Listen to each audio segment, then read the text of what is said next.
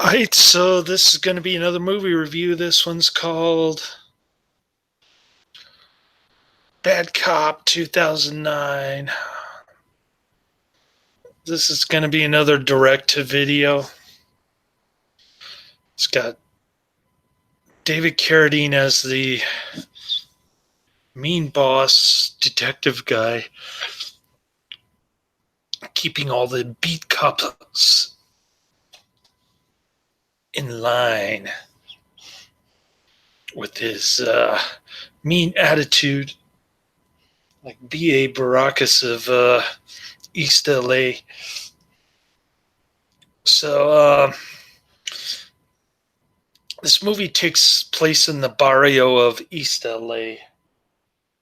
It's being run by corrupt politicians similar to Maxine Waters, who lives high on the hog, while the little people that she rules over live in squalor and pestilence, quite literally. And if you've ever seen a video of driving down a street in Watts, you know what I'm talking about. Anyways, enough about Maxine Waters. I'm going off topic here, but this movie perfectly encapsulates what it's like living in the communist hell here in California. This beat cop can't get anywhere. He's been working the same job for the last 3 years. He can't get promoted by David Carradine, who wants to keep him in line. That's his job as the detective. And so this beat cop guy is stuck in a dead-end job. He's never home for his wife and kids. He's approaching 40 years old, and he can't even buy a house. He lost all his money gambling on the stock market, and he's pretty much a loser guy. He feels guilty about shooting a couple people. You know, we're talking the worst neighborhoods in Los Angeles, probably, and East LA barrio, like I said, and he's real protective of this Hispanic kid. A lot of this movie is, well, the movie is interesting because it's in both English and Spanish with English subtitles, and the beat cop is married to this hot Hispanic gal. She doesn't get naked, but she shows lingerie quite a bit, which is unfortunate. I would have given this 5 out of 5 stars if the two Hispanic women got naked. The other Hispanic lady is a Colombian criminal gal who belongs to some Colombian crime syndicate. I don't know what kind of business she's in.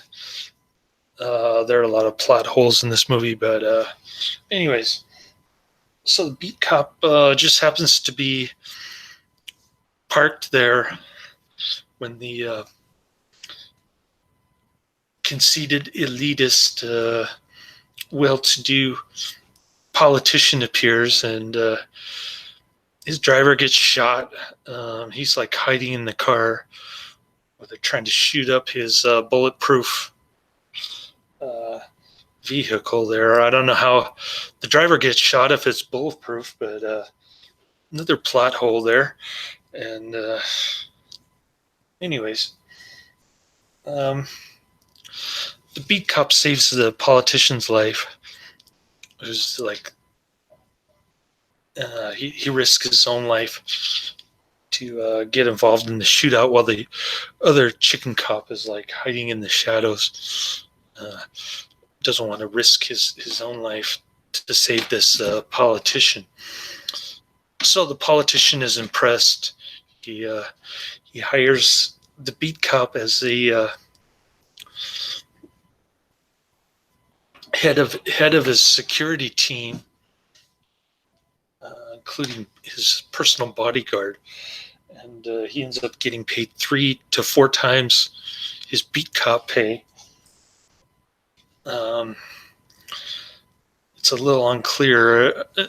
in one scene they say 3 times, and the other scene they say 4 times. So I guess he gets an advance bonus of like $4,000, similar to a football player, I guess. That's what the politician, how the politician describes it. And the beat cop finds all kinds of holes in the security camera system, and the existing security team is cheating on the drug test by using other people's urine and stuff like that.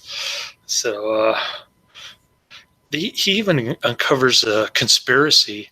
The guy who wanted to shoot the politician was one of his own henchmen.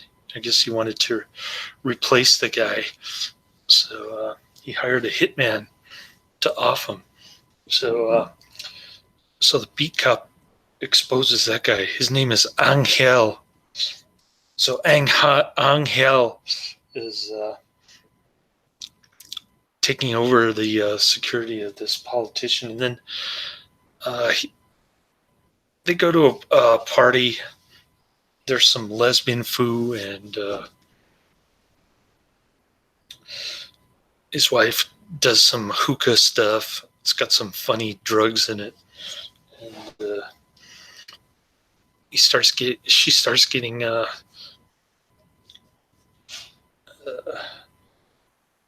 we say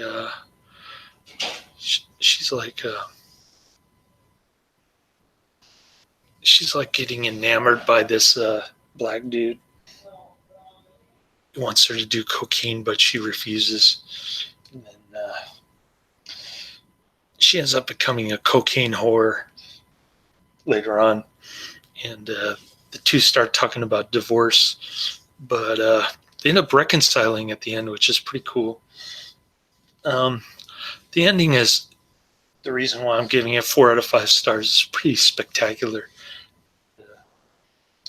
The level of conceit and the amount of power that this politician has is absolutely incredible. But the ironic part is that it's not too uncommon in Los Angeles for these power-hungry politicians to oppress the masses, so to speak, in that manner. So later on, before the spectacular ending, there's a little plot twist. There's that Colombian crime syndicate boss lady that I was telling you about. She's pretty hot, and she tries to enamor the beat cop for some reason unknown. And in the meantime, she threatens to kill the politician for 2.2 million euros that he owes her family in penalties and interest, past due loan that was made to the politician for the amount of 500,000. And he was late on making payments. That's why he had to pay 4 times the original amount. And so she brings her gunman there. The beat cop is there to protect the politician. He ends up compromising with her for 1 million euros, which the politician never pays. And then she says she's going to blow up the guy's house, including everybody, all the humans, the animals, and even the cockroaches. She says, pretty cool flick. It's like the Room version of cop thriller kind of deal. One of those so bad that it's good type movies. Definitely bad dialogue, bad script, but it kind of adds to the cheese factor in this one, if you will.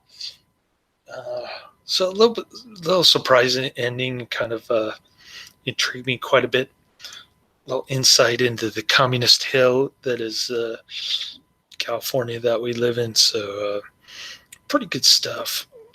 I really enjoyed this flick. Like I said, it could have been better if it had more, if it had some nudity in it with all the hot-looking Hispanic milf babes. But maybe they didn't want to take off their clothes. Who knows? Anyways, lots of good shootouts and stuff. Pretty good film. Um,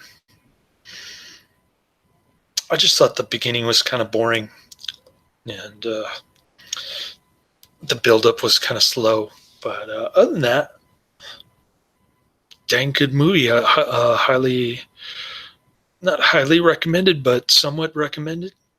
So I won't say check it out, but I won't say don't check it out. And I'm not going to post the trailer of the movie in the description box, but that's definitely one of the better movies that I've seen recently, considering all the Russ Meyer stuff and David Carradine stuff. So, anyways, I just want to get that review in. Guess I'll review Camille next later. Oh, I didn't get time to watch Archie's Final Project, and I got a red light ticket for $450. In addition, I have to go to traffic school so that my insurance rates won't go up. So that'll be a real hassle for me.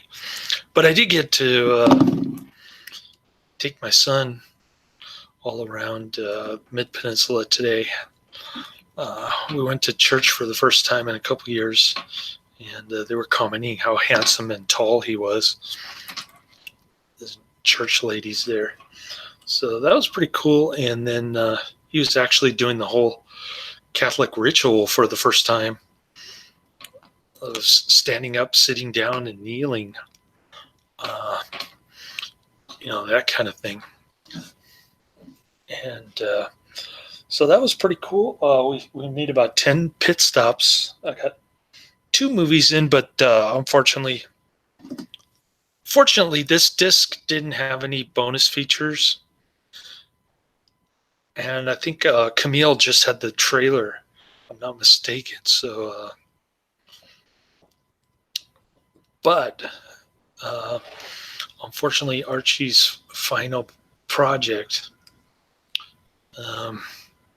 that had tons of special features, making of, and some deleted scenes. So I wasn't able to finish that, but pretty bad movie. I think I'm going to downplay that one. And so I got 2 discs to return, 3 more coming. 1 David Carradine, 1 Karen Black, and I believe 1 Troy Donahue. So we'll see how that goes. And if I can get around to watching more Russ Meyer, I'll try to rewatch Common Law Cabin, which is pretty bad. But the dialogue is so incredibly stupid and nonsensical that it's hard to watch. It's hard to concentrate on that movie. But I'm going to try. I'm going to try to start from the beginning and try to make sense out of it. I really couldn't make sense out of it the first go around, partly because I wasn't paying attention. The other part is that you really can't understand that movie until you go online and read the synopsis. So that's a little taste of things to come. I'll review Camille now later.